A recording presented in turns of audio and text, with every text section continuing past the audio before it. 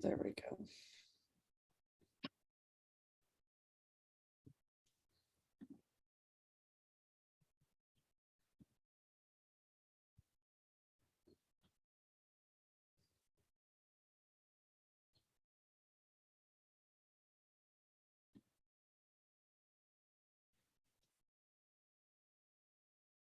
Oops, here we go. Good morning, everyone. We have quite a few people that are registered for the event, so we're going to give them a few extra minutes to sign on, and we'll get started in a moment. Thanks.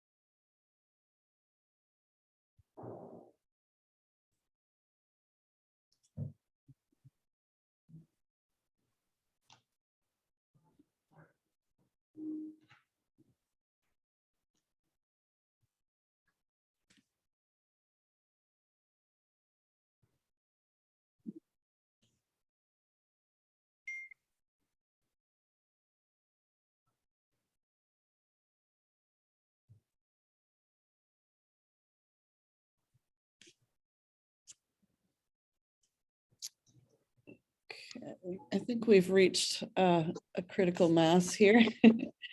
And they just keep coming, so I'll keep letting them in. But I'd like to, my name is Jennifer Slattery. I am the Director of Training for the League of Cities and Towns here in Rhode Island. And I'd just like to welcome you all to this Workshop Wednesday session. If you're not familiar with Workshop Wednesdays, we do try to do a session almost every Wednesday at 10 a.m. So if you're not sure of what sessions are coming up, please feel free to send me an email. We also post them on our website, and I'm happy to have you join us for other sessions and suggest topics as well.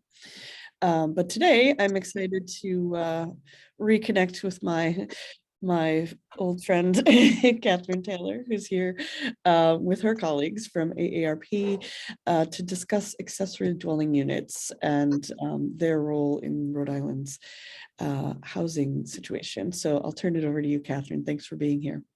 Thank you so much, Jennifer. It is so great to see you again. And I really appreciate you and the League for working with us today to talk to the folks who are members about how accessory dwelling units fit into the landscape in your community and how they might serve your residents. It's nice to see a lot of familiar names, although no faces because everybody has their camera off.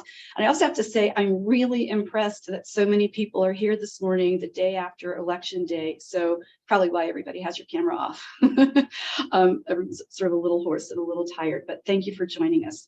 And I'm eager in a second to turn the floor over to our colleague, Richard Duncan, who is the Executive Director of R.L. Mace Universal Design. And we've been working with Richard for several months now on educational programming around accessory dwelling units. And we did a couple of months ago have one for the general public on basically what an accessory dwelling unit is and how it might fit into your life and how to go about seeking to build one if that's a choice you want to make. But again, I'm just eager to have you all sort of put yourselves in the shoes of particularly older residents in your town who may be overhoused, who may be living alone, and who may be ready for a smaller dwelling that may not exist in the housing stock that you have, but they still want to be a vibrant part of your community and be near family and friends and familiar routines, stores, churches, roads, all of that. So that's the main reason why AARP is really a strong proponent of having accessory dwelling units be a part of the array of housing options that are available to older adults as we move through our lives to stay as independent and connected to our communities as possible. So with that, again, thank you for joining us today, and I will turn it over to Richard. Thank you, Richard. Hello, Catherine. Thank you so much. And thanks to the League for hosting us today for this important topic. I'm going to see if I can chatter while I share my screen and get that rolling. We do this and we do this. Again, my name is Richard Duncan. I'm from the R.L. Mace Universal Design Institute. We're a national nonprofit based in Asheville, North Carolina. We're working with AARP all over the country on various issues around housing for older adults. And I'm pleased to be talking today about this important topic with you all. As Catherine suggested, this is a vastly underutilized option, we think, for housing for older adults. And it's one of many options, many of which are underutilized as well. We think that like all housing options, it may be appropriate for a certain age cohort and a certain demographic cohort, but many more folks we think could be using it than are doing now. And I think that the law change in Rhode Island is really highlighting that and bringing that to the front. So I'll talk for a while. I'll pass it off to Matthew Netto, who will speak to this particular changes that the laws has brought about. And we can entertain questions from any and all of you around that time. But I guess you can add questions in chat along the way as well. So just a couple of quick hits on the demographic reality that is so dominant. Everyone knows about the aging of society. We've known the demographers have known about it for many decades. This is one little inflection point that's useful to be considering as just an example of the way things are going. In 2034 or thereabouts, the adults over 65 will, for the first time in this nation, outnumber children under 18, which is a significant thing. And you can see from the line graphs above that it's only growing and over the next 40, 50 years. And if you look at the bar chart below, you can see even in 2016, what the numbers were like. Far more kids under 18 than older adults. 2034, that tips the scales the other way, and then the trend keeps accelerating. So we're far from over. We're still very much in the growth phase of older adults, both in actual numbers as in a percentage of the total population. Rhode Island is experiencing this same effect in virtually every municipality. So it's a challenge that won't go away for many, many decades. And so we're happy to see Rhode Island kind of taking a stand on accessory dwellings, which can be an important addition to the housing options. The other final thing about demographics is this also interesting chart that shows kind of the typical demographic spread that was the case in 1960 in the United States and many places in the world, even right now. This triangular representation of demographics where lots of people are born, we die frequently and regularly over time, and very, very, very few people reach advanced older age. The chart on the right is reflecting kind of what a healthy society looks like, we think, in the middle of the century, with a much more rectangular or maybe trapezoidal look, where when you're born, you have a really good shot at living to be an older age, which is really a sign of a healthy society. So that's what's happening. That's what we're in the middle of changing now, and we hope that it continues. But it has impacts on housing, and we'll talk about that a little bit in terms of accessory dwellings. Every piece of research that's done, including AARPs, over the past 30 years, when they ask older adults what you want to do, they say we want to age in the place we're in now.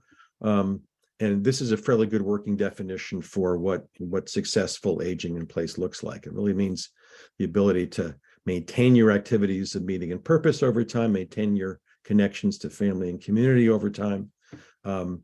And there are some significant challenges to making that happen, and housing is one of them. So there's lots of behavioral changes we can make to help make that goal a reality. And this guy here is doing his best at maintaining fitness. Lots of other things you can do. We're talking about the housing end of this, is what can happen on that end to help maintain and establish that goal as being a reality for older adults. So it doesn't matter what the household composition is, whether it's single adults, couples, more in one home. House sharing is an interesting option too. Maybe you're a quartet of folks who have been best friends forever. They've actually lost a member of this troop, as you may know.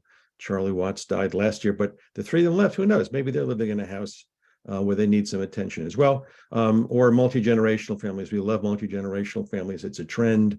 Accessory dwellings kind of help in that way. Or maybe even if you're a multi-generational family of beautiful models they've collected to be present for the photographing session.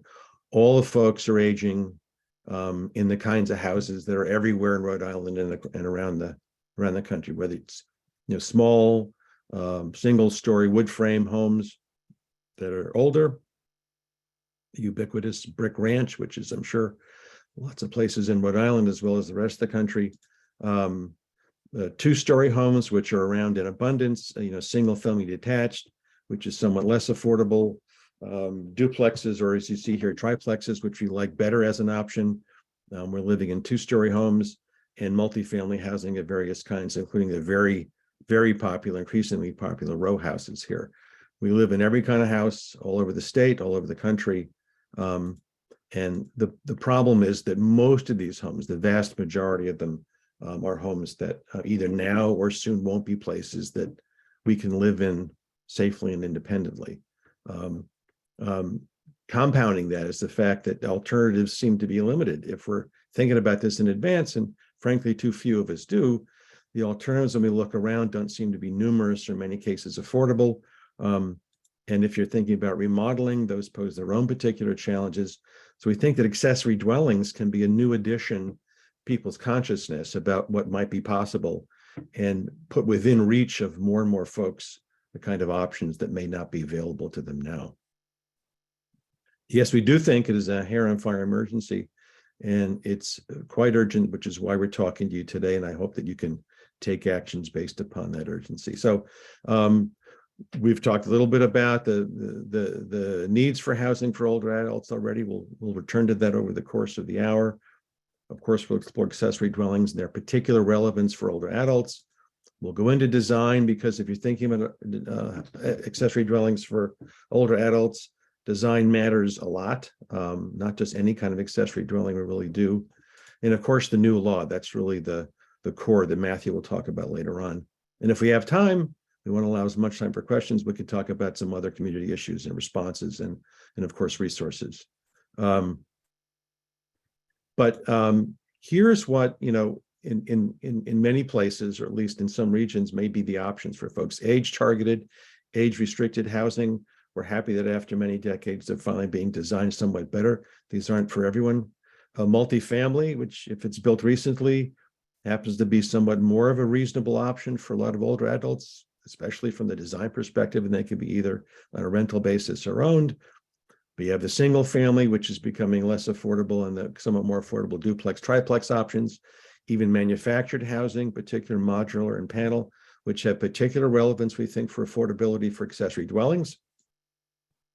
You can get into the area cluster and pocket neighborhoods, which also emphasize kind of small dwellings on small lots clustered together, which we think are reasonable options. And then, of course, ADUs, which fit into some of those other categories in which we're talking about today. Underutilized, we think they could be a much bigger part of the housing mix in many neighborhoods. So happily, ADUs can take a number of different looks and styles and colors, as you can see here. Not all of these seem to be appropriate for older adults, and we'll explore why in a second. But here's kind of the basic array of how they can be rendered. So you've got the detached accessory dwelling, which in this case could be new construction. You've got the attached, the addition to a home. Either one of those might be appropriate options for older adults. Then you've got the interior that may be on an off-grade level, probably not as good an idea for older adults. Occupancy, perhaps this could be exercised for a caregiver if that's really the only thing that's going to be happening there. We find that ADUs over their lifespan have a number of different occupancies. So be careful about these if you're encouraging this for older adults that really only have a certain kind of utility for them. Basement accessory dwellings can be quite useful, only if they've got kind of a walkout, rollout basement possibility, which also adds the option of having something that's outside, some outdoor living space. And then the above garage renovation, which is also popular, but also again really just for caregivers, not for older adults themselves, to be able to utilize them safely. And then, but there's the garage conversion, which is of course at grade and can be quite useful. So those are some of the options. Some are better for older adults specifically to occupy, some really only certain circumstances.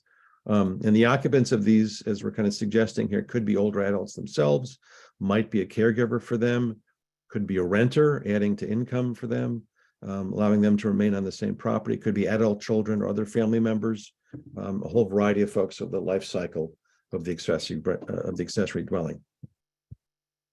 So some of the benefits for older adults include affordability. We know that accessory dwellings are more affordable housing for the most part than might be available elsewhere in their community. They're kind of considered by many to be kind of a missing middle opportunity. We know that they may not be deeply affordable because you need to have some access to capital or financing to make it happen. That may be a challenge you can tackle in your communities, how to make more of them more affordable to more folks. So certainly for the old adult themselves or for others, in many cases, we've seen kind of family trades where the older adult moves to the detached accessory dwelling, other family members move into the neighborhood, into the vacant home that they couldn't otherwise afford, but for that kind of exchange. So it really can be a good option within the family. And certainly can be an affordability issue because if they're moving into this properly designed accessory dwelling, it may play a significant part in helping them delay moves to expensive care settings, saving lots of money down the line as well. They can offer reduced maintenance because you're having them largely moving into renovated or newly constructed. And as we suggested a while ago, might represent some income source that may help maintain the older adult household in place for longer. So to the older adult themselves, also, you have caregiving that might be right next door that might not otherwise be available. You have, as a result of that, and as a result of the design of the unit itself, more choices in interdependence. It's not just older adults becoming more dependent. We know that if they're on the same property, they can provide childcare to others. So there can be something of an exchange in the care provision, and interdependence really is a useful way to think about it. And certainly social connections can be enhanced. These together, mean that both physical and mental health improvements can happen when you have ADUs in the mix, as opposed to the typical way that too many folks kind of maintain themselves, which is in homes that they may not be modifying sufficiently until it's too late. And of course, fewer injuries can result because if you got accessory dwellings, it means you don't have the kinds of stairs you have in other kinds of dwellings typically, and other interior features we'll talk about in a minute, which can help prevent things like falls. So this is a very nice looking accessory dwelling, nicely matching the primary residence in the background. It's got a step-free entrance, which we like. There's a couple of problem areas as well we'll talk about in a couple of slides for this. But in general, you can talk about accessory dwellings as having about 350, maybe 1,000 square feet, much over that, and you kind of get out of the mode of this.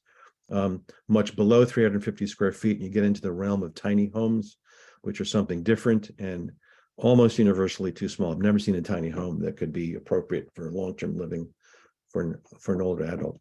They need to have step-free entrances without exception, not ramp-ready homes, but step-free, 34 to 36-inch wide doors, usable bathrooms, of course, hopefully universally designed kitchens, laundries, if included, that are usable and reachable.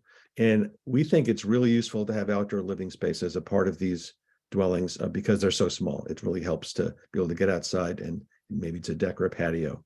It can make a big difference. So here's our nice step-free entrance. It's got a couple of issues. I'll just point out this quickly so we can move on. But you've got a step-free entrance. You also have a step-free entrance that's sloped all the way to the doorway, which is really a problem for those of us who may have balance issues. Imagine someone who's got a wheeled device that they're using, and they're kind of sliding backwards as they're trying to open the door. Much better to have that be level at the doorway. You've also got these very nice pots and planters along the walkway, which probably narrows it and clutters it. Better to have those off as well. So you got the level entry, which is important. And we really like roofs over entry doorways that allow older folks who may take longer coming and going from the house. That time, if there's inclement weather or even hot weather, you can have a kind of a more gracious outdoor space right there as well, where you can put a table for putting our packages down. So all that makes a difference, and things to keep in mind if you're kind of encouraging this in your community. This is one of the smaller ones, does not have a ramp or a graded entrance. A graded entry really is our preferred mode of getting in, but it is quite small. It does have the outdoor living space and the covered entryway. 350 square feet. They've got curbless shower. They've got grab bars they've installed near the toilet, and they've got an outswinging door, which is great. In fact, the outswinging door might have made it possible to make that bathroom a little bit smaller and still have it be quite usable. So you can fit much more usable features in relatively small spaces, and the bathroom really is the one space, and most of these you'll find to be larger than the standard tiny bathrooms that might otherwise be present in them. So slightly larger accessory dwelling. They've got the ramp in here. Again, we prefer graded entries, particularly with these short rises, 525 square feet. In this case, they've been able to accommodate a side-by-side washer dryer, which is useful, not essential, but certainly useful in many cases. And here's another version that's about 524 square feet, where they've utilized pocket doors, save space, save swing, otherwise very universal. Here's one version of a universal kitchen that's got the smaller dishwasher, base cabinets with drawers, one lowered countertop. And we've actually shown no wall cabinets, which can be a problem for reaching for some folks, but you could easily add those in. So lots of other options and details we don't have time to go into today. Here's the largest one we'll show you today. Again, the outdoor living space, the covered entryway, and they've got the ramp there on the side. In this case, they've squeezed two tiny bedrooms in there. There's lots of different ways to configure this. They've also chosen to include a bathtub. We hope that it's removable so you can have the curbless shower in there if folks need it, as they probably will later on. So we know that universally designed ADUs are higher function. You've just seen, I've quickly outlined just a few of those. We know that they really allow livability in homes. You may have heard of the term visitability, which is really not kind of what we're looking for with long-term housing that's appropriate for older adults. They're also highly marketable. There's very little about these outside or inside, if you do them correctly, that looks stigmatizing, looks like it might be just for an older adult. It's high function and it looks good as well. And the thing about universal ADUs and all universally designed housing is that the customizations that you inevitably need are much more low cost compared to renovations that would be required in standard housing. So you may need to add grab bars. You may need to modify the kitchens. In every case, those customizations will come at far lower cost.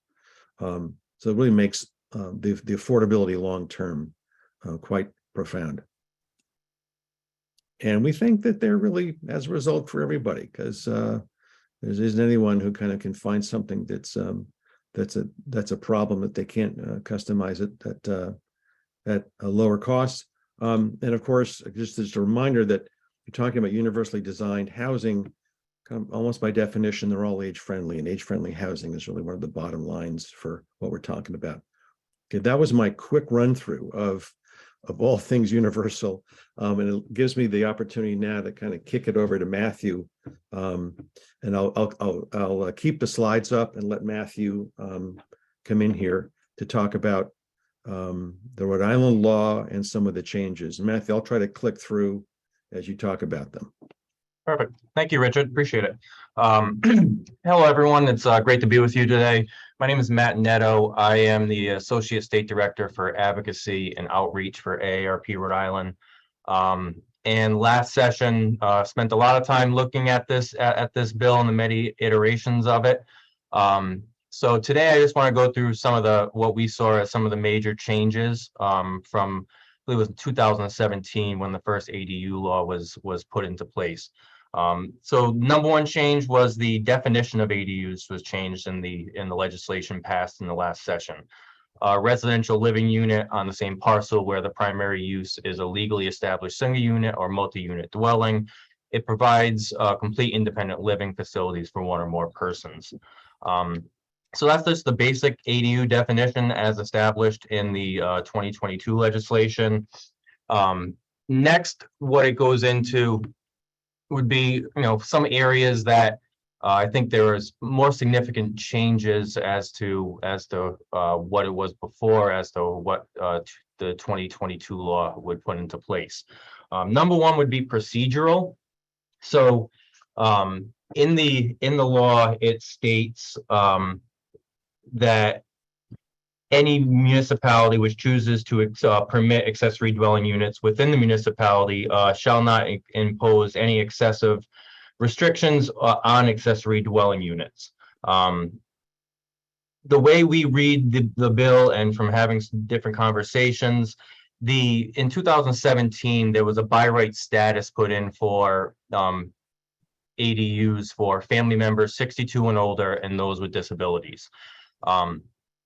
From what we understand from this bill and the way it reads, the way we read it, is that by right for family members 62 and older and disabilities was retained. However, any of the provisions put in 2022 were enabling legislation. So it's not mandated.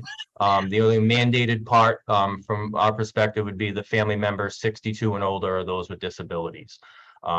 So the only exception to that is there is a provision in the new law that says ADUs shall be permitted use in any residential district with a minimum lot size of 20,000 square feet or more, where the proposed ADU is located within the existing footprint of the primary structure or existing secondary attached or detached structure and does not expand the footprint of the structure. So that is the only caveat to the as far as enabling or mandating, is that from the way we read it in conversations we've had, the by right status for 62 and older family members and those with disability stayed in place, and any of the provisions that were added onto that beyond that in this bill were enabling and can be either adopted by local municipalities or rejected by local municipalities. Number two, well, we went over typology a little bit, and Richard showed you some great examples of the different types of ADUs. Prior to 2022 law, in the state legislation of 2017, ADUs were within the existing footprint of the established main primary home. It did not allow for detached ADUs, garage conversions, and the like. That has changed with this law, and in the actual definition of an ADU, it now lists it as either being a detached or attached unit.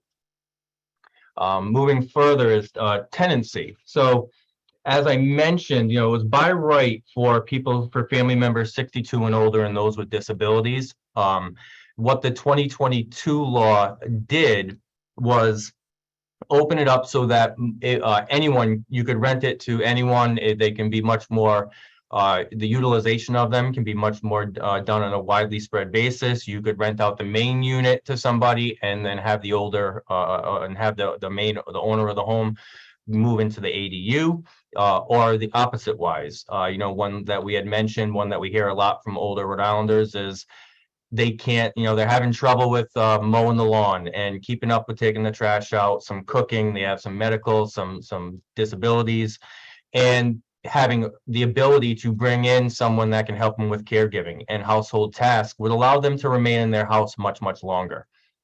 So that's why the tenancy part was something that we really advocated for, because giving giving older tenants, older homeowners the flexibility to try different living arrangements that would allow them to stay in their home in their community. We think is great for communities themselves and families. Parking. So in the 2022 law, pretty much what it states is that no more than one additional parking space would be should be required over what is already required for the primary use. I've taken a long look at a bunch of the zoning codes from all different municipalities, and I feel like there's a majority of them already only require one parking space for an accessory dwelling unit. So I don't think that one was too much of a big change from what it was before. And then permitting and development. So what they would, permitting and development, what it does now is it eliminates ADU specific regulations that don't also apply to the primary dwellings, such as familial restrictions and rental restrictions. Let me see anything else. It also authorized a more streamlined process for the approval of ADUs and mandates that the development of ADUs shall not be restricted by any locally adopted ordinance or policy that places a limit or moratorium on the development of residential units in land zoned for residential use. We went over lot size and the by right development earlier in this.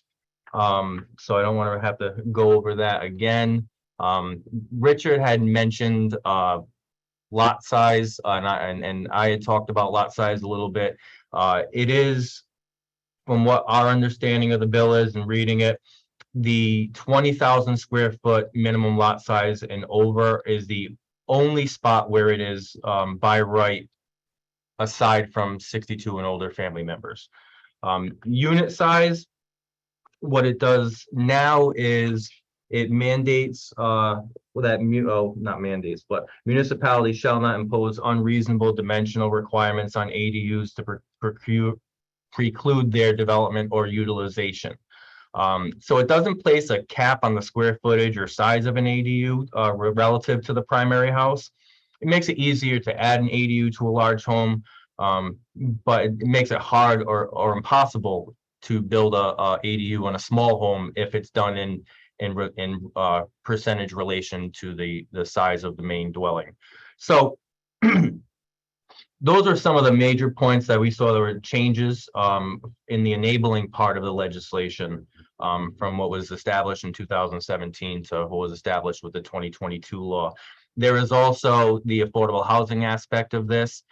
There is a provision in the law that with certain requirements and reporting that the municipalities could receive credit towards the low-income housing 10% goal by utilizing ADUs. That was a part of this bill as well. And just going back to unit size, while this bill doesn't put restrictions on cap on square footage, as you saw in Richard's slides, really what we've seen nationwide is on a low range from 300 through 50 square feet to on the high range about 1,000. Anything over that, you're really getting out of the ADU realm. So the last would be incentives. I think one of the main things that we advocated for throughout this session was incentivizing municipalities to allow and to engage with this type of housing. That is something we look forward to happening in the future. We think we've been looking at different options and different programs from states across the country. We think there's some really good ones that have some promise, and I can get some of those resources over to you as well. So that's kind of a quick rundown. I mean, it was quite a large bill, and if anyone wants to talk offline about the bill or go over more of these provisions in detail, I'm more than happy to do that or answer any questions that I can today. But I think that was really some of the major provisions of it and kind of where we stand now after the 2022 session. So thanks, Richard. Yeah, do we want to, I think that we can pause now to take some questions, Matthew, and then once we've handled those, we can move on to the kind of back end of the presentation. I'm sure the folks have a lot of rubber meets the road kinds of issues in their own locales.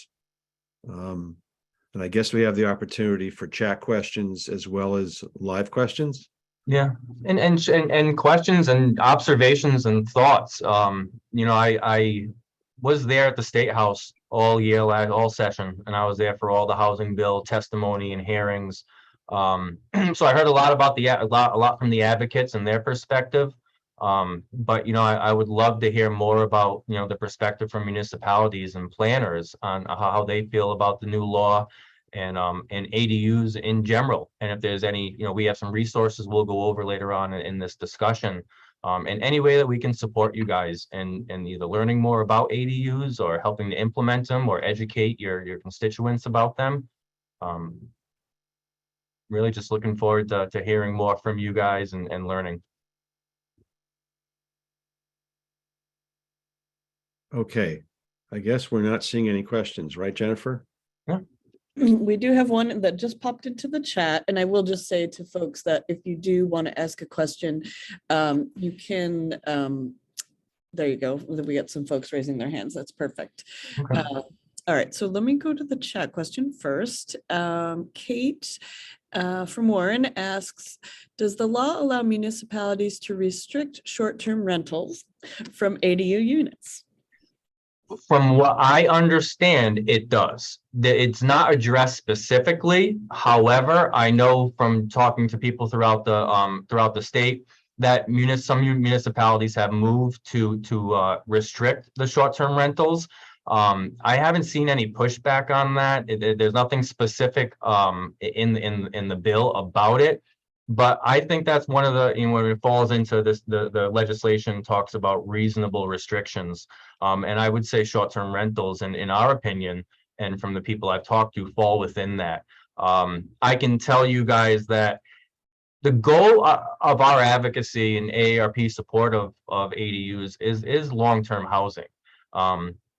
In the last chance to testify on this bill, we actually did propose a short-term rental restriction of 15 nights or no rental for 15 days, nights or less in ADUs. It didn't get put into the bill, but it's a real concern. And, you know, when we talked to representative legislators from across the state, it's something that really came up in many communities. So we understand that pain point 100%. You know, the goal of this is to make long-term housing and housing that can help to keep older Rhode Islanders in their homes. So while it doesn't address it specifically, from what I've seen so far, people are moving to restrict short-term rentals and not getting any pushback on that from what I've heard. Okay, Josh. Hi, I noticed that you said that the bill maintained the by right accommodation for family members with disabilities or who are 62 years of age or older. However, right after that, it says, or to accommodate other family members. And as the definition of family has been modified to be very loose, I'm curious how you interpret the impacts of that additional language, or to accommodate other family members. Yeah, to accommodate other family members, the way I see it is, or the way that I've seen it in looking at other zoning codes throughout the state is that many municipalities have done that, and it is a question of what's considered a family member and what's not, 100%. So, you know, whether it's, I've seen those that are restricted by related by blood or marriage. You know, there's some municipalities that do it as workforce housing, so there was no familial restrictions going into the bill. I don't know the specificities of what the drafting committee meant when they added in that last part of other family members. You know, the one that we've always was put in place in 2017. The one that we've always gone by was the one that was 62 family members 62 and older, and those with disabilities. So I wasn't on the drafting committee, so I can't speak to what they specifically meant with that line. It's something that I think definitely should get clarified. I'm just concerned that a savvy land use attorney looks to the state law definition of family member and then basically says that this allows you to accommodate any family member by right anywhere of any age. Yes, yeah, and in the way that reads, it seems like it would do that. It seems like it would do that. What I will say is, you do run into. I was talking to a gentleman that works in Providence, and recently they've been seeing more and more people requesting to build ADUs for younger children, kids in their mid-20s who just got out of college, can't afford to go out and get an apartment. They don't want to put their kids out in the street, so they're looking to build a unit to have their young adult child have stable housing there. So I mean, that's one example of how that could come into play and benefit the community. But I agree with you that I think there needs to be some more specificity as to what that little part at the end really means. It's something we deal with a lot, in the temporary caregiver insurance world. We're always debating in legislation as to what's the definition of a family. And I think it has to do with, coming out of the pandemic, the definition of a family seemed to change. A lot of people started relying on friends and extended family, and really, and that network seemed to grow. And that's what we're seeing. We're seeing more home sharing. We're seeing older adults look to move in with each other. And that's another use for ADUs is, you lose your husband or you lose your wife, you have a friend that's in a similar situation. Instead of you both going to assisted living or nursing homes, you could join forces and have a Golden Girls type experience. So it's, I definitely hear what you're saying, and I agree with you. I know there's a couple parts of the bill that we've seen that we think definitely some specificity could benefit, just to really explicitly lay it out there what it means, and that's one part of it that we agree with you on. Another, excuse me, question from the chat. Mike Wood asks, what do the homeowners or the municipality need to do to qualify for and remain qualified for affordable housing credit toward a city or town's 10% minimum requirements?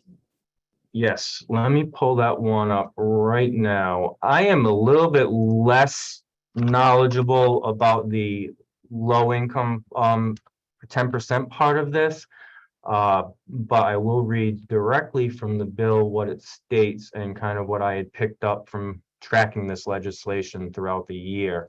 It's at the end of the bill. The bill is 7942 sub B, if you pull it up on the legislator website. All right, here it is. They may be counted towards the meeting of municipality's affordable housing goal if the tenant has a unit has a 1-year lease and the following conditions are met. The ADU is occupied by a household whose income does not exceed 80% of the AMI, adjusted for family size as determined and certified by the selected approved monitoring agent. The ADU is leased to a household utilizing a publicly subsidized rental assistance voucher, which limits income to no more than 80% of AMI. Going further on the reporting, each municipality within the state shall furnish to the Division of Statewide Planning information on, number one, any ordinances related to accessory dwelling units, including those to implement the section of the law during the previous calendar. Where is the... And that's really the reporting aspect of it. It doesn't seem too much as far as the reporting of it. There's very basic AMI restrictions on how it can qualify for low in income. It may not be counted towards the municipality affording housing goal if the tenant is claimed a dependent on another individual's most recent tax filings.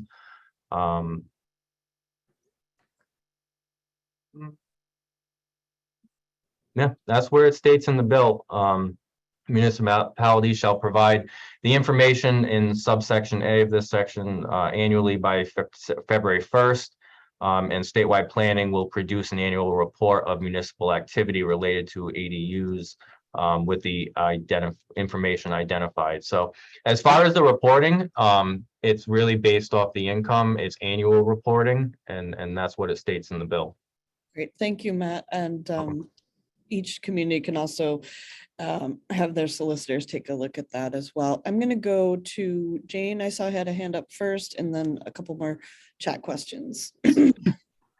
Hi, can you hear me? This is Jane Weidman. Yep. So I'm with the APA Legislative Committee and also the town planner in Charlestown. And when we were reviewing the bill, one section that was of concern was the section dealing with statewide treatment, which I assume now is optional ADUs. And much of that language in there is highly prescriptive, and it seems that there was an attempt to box in the municipalities in terms of the types of ADUs. Like some of the language is really subjective. Charge unique or unreasonable application fees, impose unreasonable dimensional requirements, require infrastructure improvements. Now you're talking about increasing density in areas, but you're limiting how the communities can guide these. So this was a general comment that the planners support ADUs. I thought the initial presentation by Richard Duncan was really useful. And I think that's what we're looking for. But when you try to highly regulate what these units are going to be defined as at a community level, you're actually providing a disincentive. With some of this language, I would not recommend that my town at this point support these optional ADUs until we are assured that we can regulate where they're permitted and have our own set of standards that works in our community. And the 20,000 square foot zoning was particularly problematic. And I understand the ideas behind this, but to allow these statewide in any residential district with the proviso that the footprint not change is basically opening up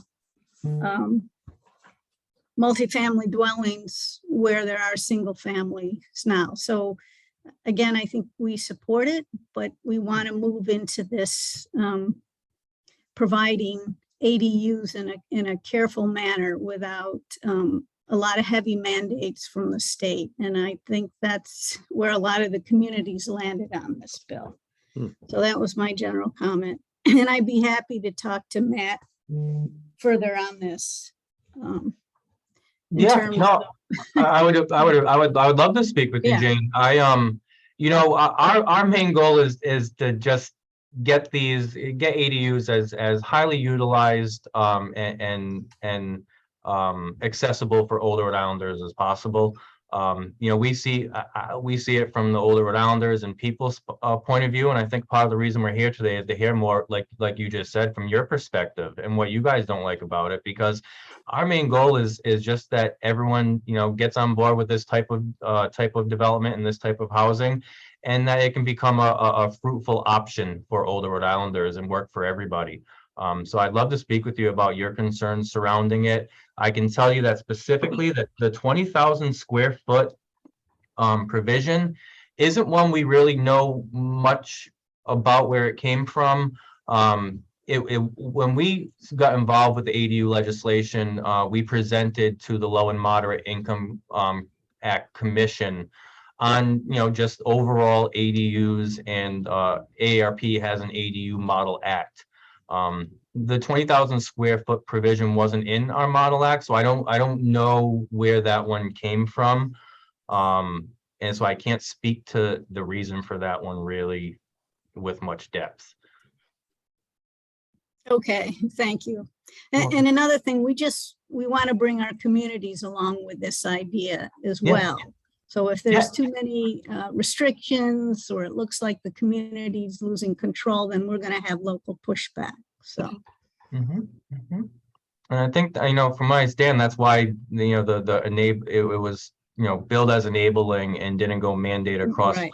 across the board, because from conversations I had at the State House, they didn't want to mandate it. No one really wanted to mandate it. They wanted to open it up and start the conversation. And I think a part of it, like you mentioned, is working with your communities and education on the options and what's allowed and what's not. And, we are always willing and would love to come in and talk to people about ADUs and the benefits of them and the options, and work with municipalities to make this work 100%. Thank you. Thanks, Jane. Looks like, trying to interpret this question here. Maybe you can speak to why an ADU,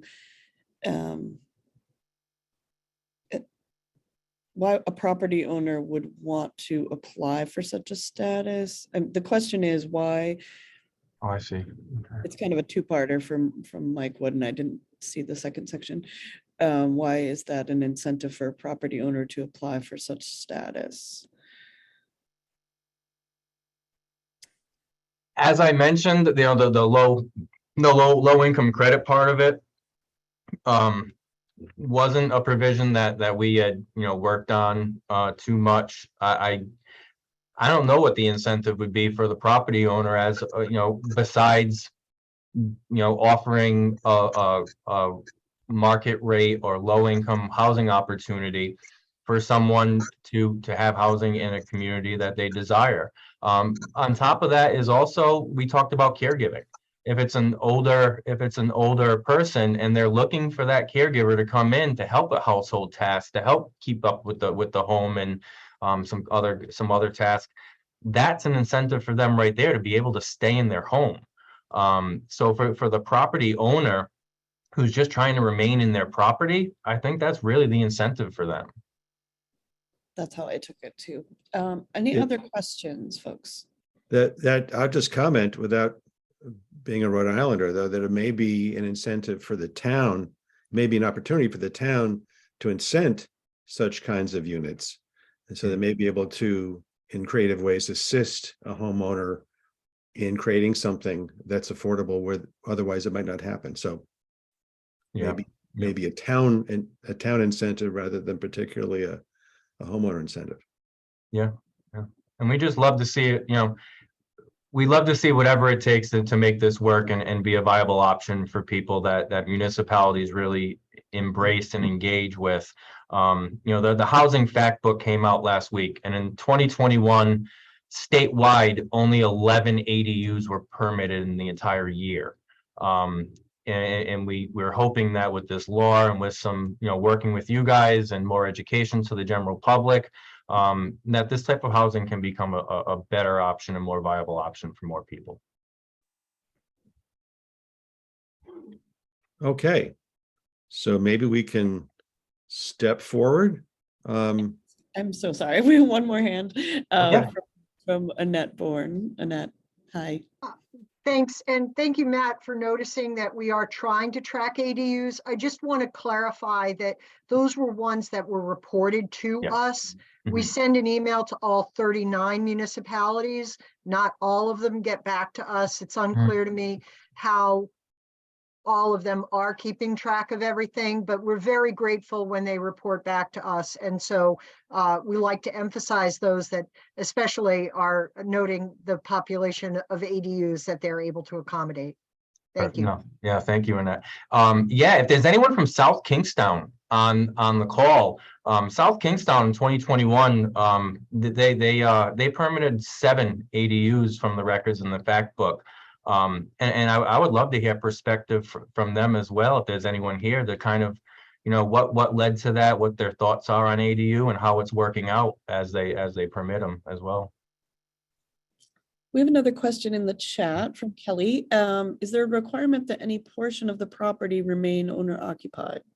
Yes, thank you, Kelly. That's a great point. In the bill, it did remain that ADUs have to be on owner occupied properties. So you can only have an ADU if the owner of the property is living in the establishment, whether it be the ADU or the main housing dwelling. But yes, owner occupancy is still required. Okay, I think, Okay, well, people can certainly chat in. So what? I think Joshua has some. Sorry, but just on that point, what happens when you get a permit for an owner occupied ADU and then you move or you sell? Is the municipality supposed to revoke the next owner's right to utilize that ADU in a non-owner occupied fashion and then make that building uninhabitable? Yes, that's the way it's written now. Owner occupancy was originally removed when this bill was introduced. It wasn't going to be owner occupancy. In the last week of the session, in the final version of the bill, it got put back in while it was with the Senate in committee.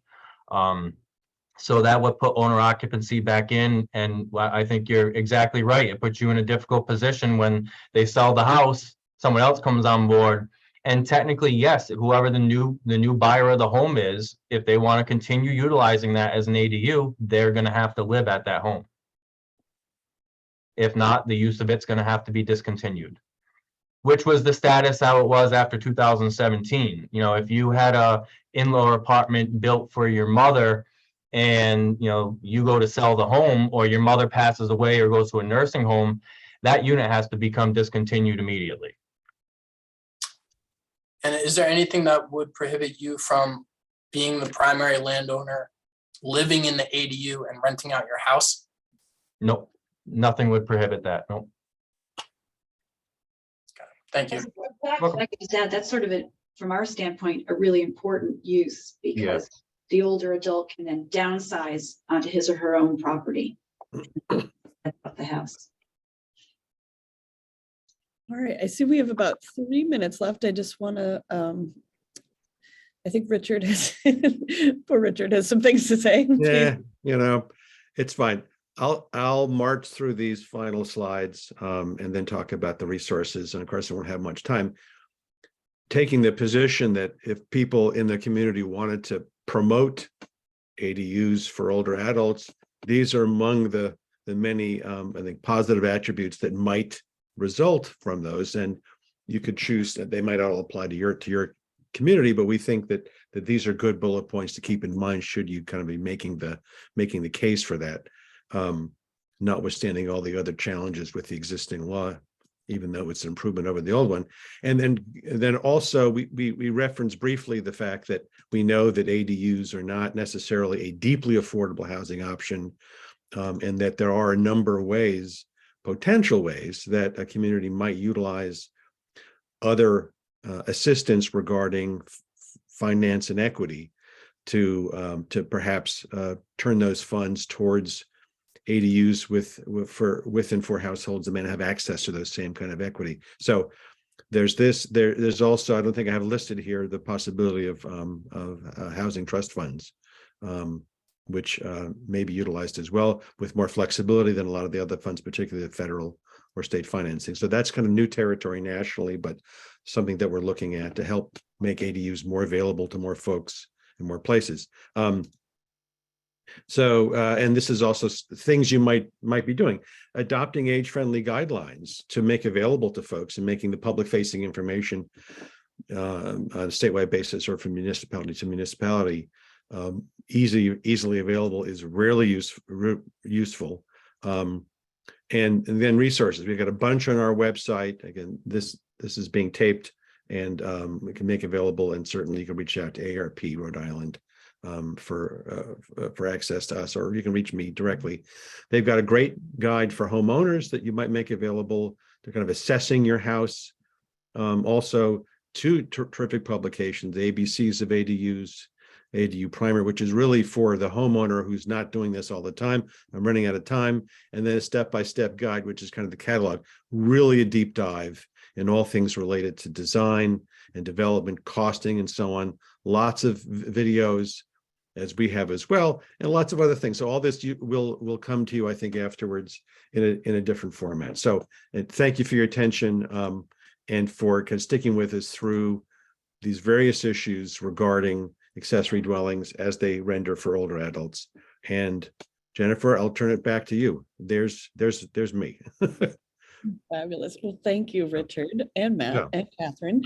I think that this was super informative. I'm sure probably some more questions that folks will have as we move forward, but we can certainly circle back with another workshop Wednesday on housing or any of these other topics as they relate to us all working together to give people some homes. So thank you again, everyone, for attending. And I will circle back and post this video on our, the League has a YouTube page. So I will post it there. And if you have any other questions, please feel free to email me. Thanks, folks. Have a good day. Thanks. Bye. Thank you, Thank you, everybody. everyone. Keep Thank the you. calls coming.